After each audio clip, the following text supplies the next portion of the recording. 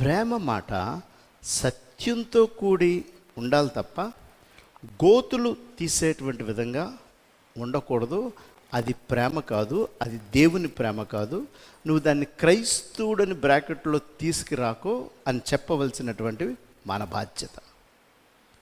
చాలా ఈజీగా మాట్లాడతారు మనుషులు. క్షమించలేవా, ప్రేమించలేవా?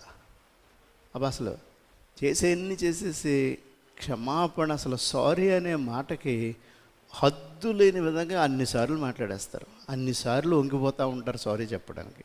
కానీ మనం క్రైస్తవుడిగా కళ్ళు తెరవలసింది ఏంటంటే, నీ సత్యంలో వాళ్ళ సత్యం ఒకే స్థాయికి వచ్చిందా లేదా?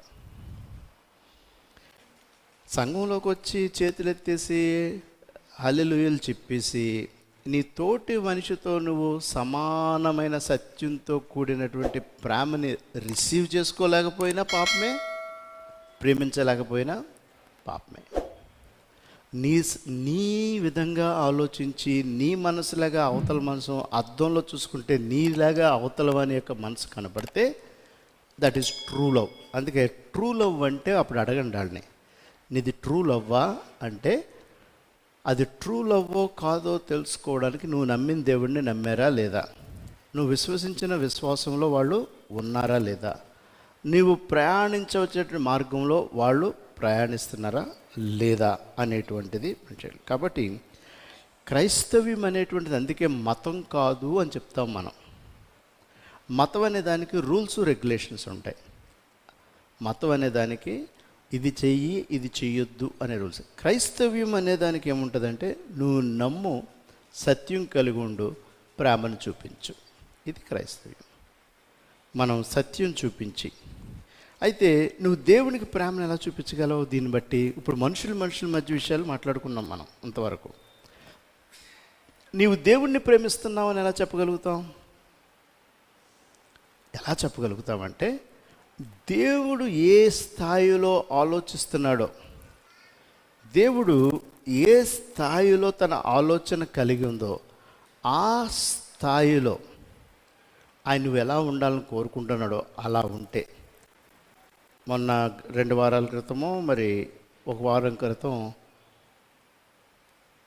ప్రభు బల్లో రాజుగారు మాట్లాడుతూ చాలా కఠినంగా చెప్పారు. మీకు కొంచెం గాయం అయి ఉండొచ్చు, కానీ దానిలో వాస్తవం ఏంటంటే, నువ్వు దేవుణ్ణి ప్రేమిస్తున్నావు అంటే నువ్వు సమయానికి ఆరాధనకు వచ్చి సమయానికి ఆరాధనకి వెళ్ళేటువంటి వాడు. నీ యాక్షన్ని బట్టి నీ ప్రేమ అర్థమవుతుంది దేవుడికి.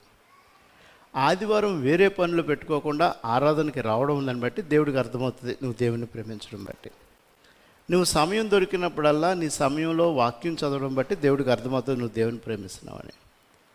సమయానికి ప్రార్థనని నువ్వు ప్రార్థన చేసుకోవడాన్ని బట్టి నీకు అర్థమవుతుంది నువ్వు దేవుని. సో దేవుడి ఎక్స్పెక్టేషన్ ఏంటంటే, ఆయన ఎప్పుడు కూడా ఆయనే వాక్యం కాబట్టి, ఆయనే వాక్యంగా ఉంటాడు కాబట్టి నీవు దేవుడిని ప్రేమిస్తావంటే ఆయన లెవెల్కి వెళ్ళాలంటే నువ్వు కూడా వాక్యాన్ని కలిగి ఉండడం అనమాట. అది దేవుడి ప్రేమలో మనిషికి ఉన్నటువంటి ఈక్వాలిటీ ఎలా చూస్తున్నామో, వాక్యానికి నువ్వు దేవుని స్థాయిలో ఆయన వాక్యమై ఉన్నాడు కాబట్టి నువ్వు వాక్యమై ఉండేటట్టు నువ్వు వాక్యాన్ని కలిగి ఉండడం ప్రేమించడం అంటే.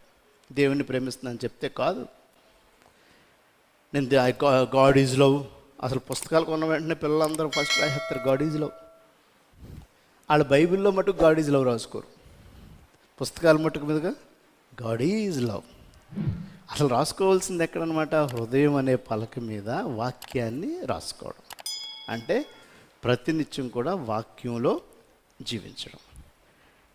ఆ ప్రార్థన లైఫ్ని కలిగి ఉండు. అప్పుడు నువ్వు ఆరాధికుడిగా నేను దేవుడిని ప్రేమిస్తానన్న దానికి ఒక స్థాయికి నువ్వు చేరిన దాని పోతావు. కాబట్టి ఈ క్రైస్తవ్యంలో వాక్యం చదవడం, దేవుణ్ణి ప్రార్థన చేసుకోవడం, ఆరాధన అన్నిటికి మించి ప్రభు బలలో ఆయన యొక్క రక్తంలోనూ ఆయన శరీరంలో పాలు పంచుకోవడం. ఇది క్యాలిక్యులేషన్ ఏంటంటే, దేవుడికి ప్రూఫ్ అయ్యేది ఏంటంటే, నువ్వు దేవుణ్ణి ప్రేమిస్తున్నప్పుడు అప్పుడు చెప్పు నేను దేవుణ్ణి ప్రేమిస్తున్నానని. 1 వారం వస్తే 1 వారం రావు, 2 రోజులు బైబిల్ చెప్తే 3 రోజులు బైబిల్ చదవు, 4 రోజులు ప్రార్థన చేస్తే ఇంకో 10 రోజులు ప్రార్థన చేయవు. ప్రభు వాళ్ళ టైంకి అయిపోయాక వచ్చి మళ్ళీ బల్లెమ్మని అడుగుతావు. ఇది దేవుడికి ఏం లెక్క అంటే, you are not loving God. దేవుడిని మట్టుకు నువ్వు దేవుణ్ణి ప్రేమించేవాడు అయితే వీటన్నిటి కొరకు నువ్వు ఆతృత పడతావు. అప్పుడు దేవుడికి ఏమర్థం అవుద్ది? పలానా విశ్వాసి నా ఎడల ప్రేమ కలిగి ఉన్నాడు అని అర్థం అవుతుంది. ఇది సంఘ పెద్దలకో సేవకుడికో భయపడి చేసేదైతే కూడా దేవుడిని ప్రేమించినట్టు కాదు. సంఘ పెద్ద హెచ్చరించాడనో, సువార్థికుడు హెచ్చరించాడనో, కాపరి హెచ్చరించాడనో నువ్వు చేస్తే మటుకు అది దేవుని ప్రేమ కాదు. నువ్వు దేవుని ప్రేమిస్తున్నావంటే హెచ్చరిక లేకుండానే నిన్ను హెచ్చరించుకోవడమే దేవుణ్ణి ప్రేమించడం. ఎవరో నిన్ను హెచ్చరిస్తారు, ఎవరో నిన్ను పాయింట్అవుట్ చేస్తారు అని నువ్వు దేవుని ఆరాధన కోసం చూస్తే damn sure you are not loving God. Damn sure నువ్వు దేవుణ్ణి ప్రేమించట్లా. నువ్వు దేవుణ్ణి ప్రేమిస్తున్నావంటే దానికి ఒక శ్రద్ధ, దానికి ఒక శ్రమ, దానికి ఒక టైమింగ్, దానికి ఒక బాధ్యత, దానికి ఒక ప్రణాళిక, ఇవన్నీ నువ్వు ఏర్పరచుకున్నావంటే నువ్వు డెఫినెట్గా దేవుణ్ణి ప్రేమిస్తున్నావు అనే కోణం యథార్థం. అది సత్యం. That is called true love. So ఎవరైనా ట్రూ లవ్ ఏంటి దేవుని పట్ల, నేను నిజంగా దేవుణ్ణి ప్రేమిస్తున్నాను అని నువ్వు చెప్పావు అంటే నువ్వు టైంకి అటెండ్ అవుతావు ఆరాధనకి. దేవునికి నువ్వు ఇవ్వాలనుకున్నది సమయానికి ఇస్తావు. దేవునికి ప్రభు బలలో పాలు పంచుకునే సమయానికి పాలు పంచుకుంటావు. మిగతా సమయాల్లో ప్రార్థించుకునే టైంలో ప్రార్థించుకుంటావు. వాక్యం చదివే టైంలో వాక్యం చదువుతావు.